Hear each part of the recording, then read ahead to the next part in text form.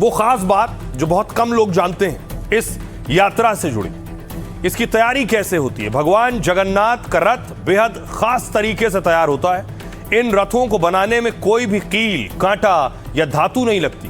बसंत पंचमी यानी हर साल फरवरी में लकड़ियों का चयन किया जाता है। उड़ीसा वन विभाग मंदिर को बिना कीमत की लकड़ियां देता है। दावा है कि 13 तरह के पेड़ों की लकड़ियां, इनसे रथ बनाए जाते हैं। तीनों रथ को बनाने में कम से कम 90 दिन या 3 महीने लगते हैं।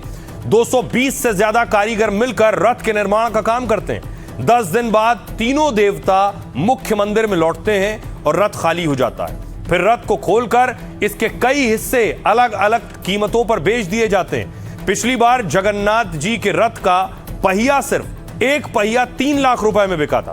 इस बार पहिया और रथ की कीमत नया रिकॉर्ड बना सकते हैं। रथ की खासियत देखिए, कुल 3 रथ होते हैं। एक भगवान जगन्नाथ का, दूसरा बलभद्र और तीसरा देवी सुभद्रा का। भगवान जगन्नाथ के रथ का नाम नंदी घोष है, जो 45.6 फीट, लगभग 45.5 फीट से ज्यादा ऊंचा होता है। बलभद्र जी का रथ 45 फीट और देवी सुभद्रा का रथ 44.6 फीट ऊंचा है। सबसे आगे बलभद्र, फिर सुभद्रा और सबसे पीछे जगन्नाथ जी का रथ होता है। मान्यता है कि जो रथ की रस्सी को खींचता है उसे अहंकार से मुक्ति मिलती है। यात्रा शुरू होने से पहले सोने की झाड़ू से रथ और रास्ते को साफ किया जाता है। रथ यात्रा पर रिकॉर्ड भीड़ हो रही है। इस बार रथ यात्रा में रिकॉर्ड 10 से 15 लाख लोगों के शामिल होने का अनुमान है। रथ यात्रा के मार्ग में पड़ने वाले होटल और लॉज की भारी डिमांड है। यात्रा में शामिल होने वाले लोगों ने 6 महीने पहले ही बुकिंग शुरू कर दी थी। पुरी में पिछले साल के मुकाबले होटल का किराया सोचिए 10 गुना बढ़ गया है। जो कमरे 1500 से 2000 में मिलते थे, उनकी कीमत 50,000 तक हो गई। लेकिन भक्तों का ऐसा उत्साह और हुजूम है कि पुरी में कोई होटल खाली नहीं है। ये हालात आइए आपको सुनवाता हूं, सुनिए जरा भक्त और श्रद्धालु क्या कह रहे हैं। पूरा साल भर से इंतजार था, एक पूरा साल हो गया है, हम इंतजार कर रहे हैं कि कब ये शुभ दिन आए और हम यहाँ पे पावन भूमि में आए और भगवान के दर्शन ले। ऐसा लग रहा है जगन्नाथ जी हमें दर्शन देने के लिए मंदिर से बाहर आए हैं, तो पूरी भीड़ उनको दर्शन करने के लिए जो है उमड़ आई है। ऐसा लग रहा है कि ईश्वर जो है हमारे समक्ष प्रकट हो चुके हैं। जगन्नाथ जी का अपूर्व महिमा के आगे इस बारिश एकदम फीका है और मुझे भी बहुत आनंद देती है और नृत्य परिवेशन करने के लिए भी मैं चली आई हूँ। तो बारिश तो कुछ भी नहीं है, ये तो उनकी सामने जो मतलब क्या होता है, अपना प्राण भी चले जाए ना, वो तो उनकी सामने ये बारिश तुच्छ है, कुछ भी नहीं है। काफी 2-3 सालों से काफी कोशिश कर रहा था आने की, लेकिन जगन्नाथ जी का बुलावा आया इस बार, तो अपने आप आ गया मैं। बहुत अच्छा लग रहा है सर। मैंने जय जगन्नाथ सर, फर्स्ट टाइम है मेरा यहाँ आना। देखा मैंने यहाँ का पूरा मैनेजमेंट बहुत बढ़िया है, बहुत अच्छा है। जय जगन्नाथ, जय जगन्नाथ। बारिश हो रही है बट सर ये बारिश हम सबको रोक नहीं पाएगी और हम special thanks to Odia police, वो काफी अच्छे से मैनेज भी कर रहे हैं और वी आर वेरी लकी। बारिश हो या तूफान हो, जो भी हो जाए हमको नहीं रोक सकते। छोटे बच्चे से लेके बूढ़े तक सब लोग जगन्नाथ जी के रंग में रंगे हुए हैं और उन लोगों के पास एक ही इच्छा है कि एक बार जगन्नाथ जी का एक बार झलक हो जाए, बलदेव जी की झलक हो जाए। तो आइए, जगन्नाथ जी और कृष्ण जी को लेकर मौलाना ने एक ऐसा बयान दिया है जिस पर बवाल हो गया। ये मौलवीज हैं जो भगवान कृष्ण को मुसलमान बता रहे हैं और कह रहे हैं वो 5 वक्त की नमाज पढ़ते थे। बुरा न माने तो कृष्ण जी भी 5 वक्त की नमाज पढ़ा करते थे। यकीन ना आए तो श्रीमद् भागवत गीता का 6ठा अध्याय का 10वां मंत्र देख लीजिए। योगी युज्जीत सततमात्मानं रहसि स्थिता एकाकी अच्युतात्मा निराशीर परिग्रह। और आइए अब आपको बताऊं मौलाना क्या कह रहे हैं। मौलाना के इस बयान के बाद उनके ऊपर इनाम रख दिया गया है, FIR तक हो गई। यूपी में के मौलाना ने भगवान कृष्ण पर यह विवादित बयान दिया।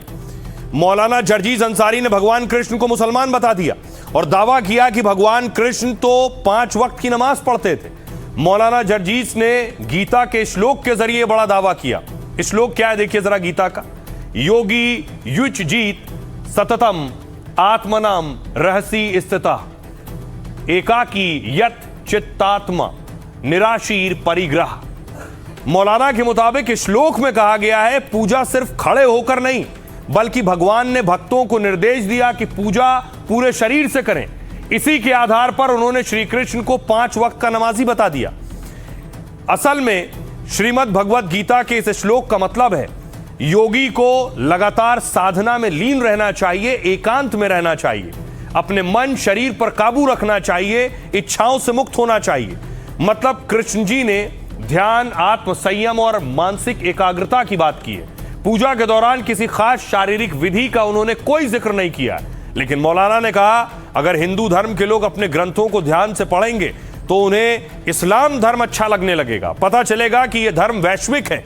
योगी जी राम के बड़े भक्त हैं, लेकिन अपनी किताब पढ़ लें तो यकीन मानिए कि वो भी इस्लाम से मोहब्बत करने लगेंगे। मौलाना जर्जीस के बयान पर साधु संत और हिंदू संगठन भड़क उठे हैं। हिंदू संगठन ने लखनऊ के हजरतगंज में थाने में शिकायत दर्ज कराई। अयोध्या के संत विष्णुदास ने जर्जीस के खिलाफ खुलेआम ऐलान कर दिया। कहा जो भी मौलाना की जीभ काट कर लाएगा उसे 10 लाख का इनाम मिलेगा। सुनिए जरा क्या कुछ कह रहे हैं मौलाना जर्जीस और साधु संत।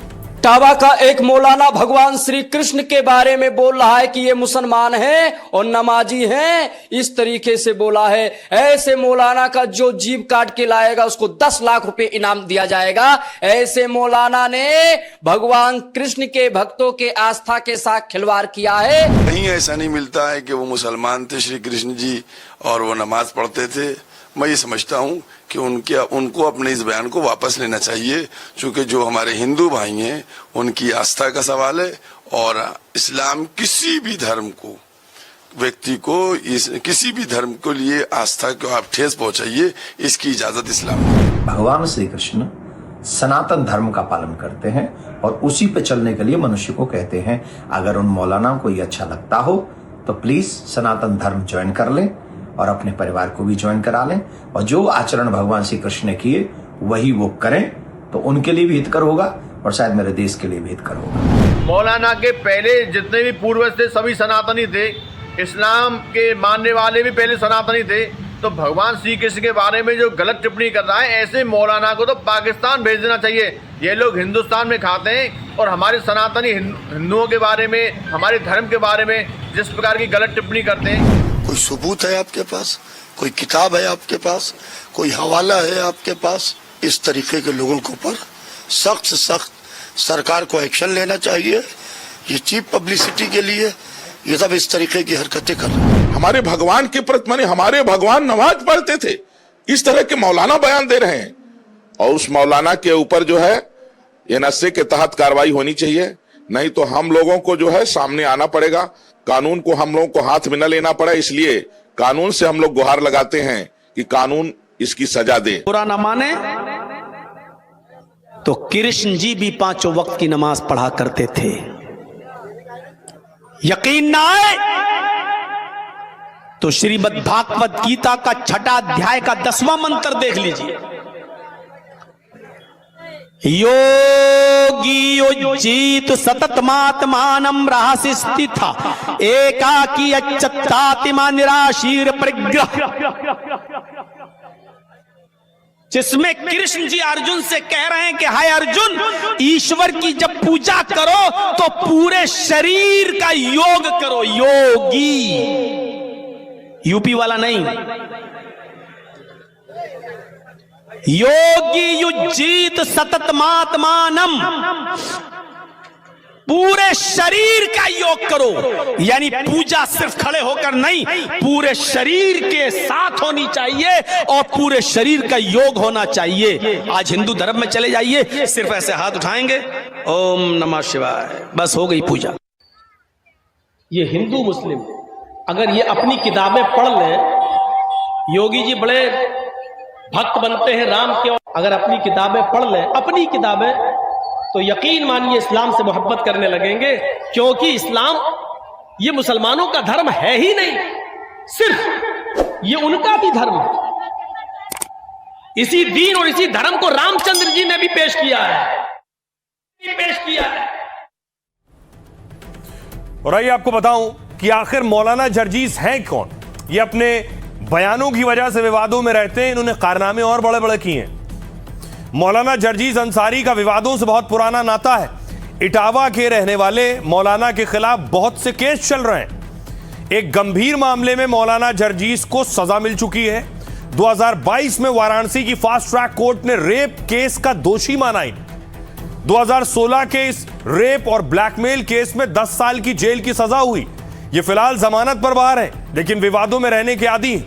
मौलाना जर्जीस अंसारी खुद को इस्लामिक उपदेशक होने का दावा करते हैं। रामायण, भगवत गीता जैसे हिंदू ग्रंथों को पढ़ने का दावा करते हैं और हिंदू ग्रंथ के श्लोकों का गलत संदर्भ में भी इस्तेमाल करते हैं। मौलाना जर्जीस अंसारी मोदी शाह पर भी आपत्तिजनक टिप्पणी कर चुके हैं। एक भाषण में बंगाल को मुसलमानों के लिए सबसे सुरक्षित जगह बताया था। 2022 में एक विवादित बयान को लेकर मौलाना की काफी आलोचना हुई। मौलाना जर्जीस ने तब महिलाओं के खिलाफ अभद्र टिप्पणी की थी। अनुसूचित जनजाति आयोग ने जर्जीस के खिलाफ नोटिस भी जारी किया था उस वक्त। सुनिए जरा क्या कुछ कह रहे हैं मौलाना बरेलवी। ये उनकी सारी बातें हकीकत के खिलाफ हैं, इसमें कहीं दूर दूर तक सच्चाई नहीं है। इसलिए कि इस्लाम 1500 साल पुराना मजहब है और कृष्ण जी को आए हुए कई हजार साल हुए। अब ऐसी कंडीशन में कहना कि कृष्ण जी नमाज पढ़ते थे, मुसलमान हैं, ये तो बिल्कुल बेहुदा और बकवास बात है। इस प्रकार की लिबर्टी केवल हिंदू देवी देवताओं के साथ, भगवान के साथ क्यों ली जाती है? बार बार हिंदू आस्था के साथ इस प्रकार की लिबर्टी ली जाती है और जिस प्रकार से ये लगातार चोट करने की मंशा है, ये आज फिर से प्रकट हुई है झारखंड में। कोई कार्रवाई की जाएगी या क्योंकि वो वोट बैंक से है तो उसको खुली छूट है कि वो कुछ भी अनाप शनाप बोले हिंदू देवी देवताओं के बारे में, हिंदू धर्म के बारे में। इस्लाम की जो उत्पत्ति है, जैसा कि लोग बताते हैं, लगभग 1400 साल पहले इस्लाम आया। अब इस्लाम 1400 साल पहले आया और आप कह रहे हैं भगवान कृष्ण मुसलमान थे। तो अगर इस नजरिए से देखें तो मौलाना साहब भी सनातनी है, मौलाना जर्जिश भी सनातनी है, मौलाना जर्जिश भी हिंदू हैं। अगर इस दृष्टिकोण से उन्हें पता ही नहीं है कि जब कृष्ण का जन्म हुआ था तब इस्लाम धर्म था ही नहीं, न तो उनके अल्लाह थे। ये अब तक ये जितने मल्लाह हैं उन्हें अल्लाह के चक्कर में उन्होंने तलवार लेके सलवार पड़े। ये जाहिल लोगों के चक्कर में मुसलमान न पड़े, जाहिल लोगों को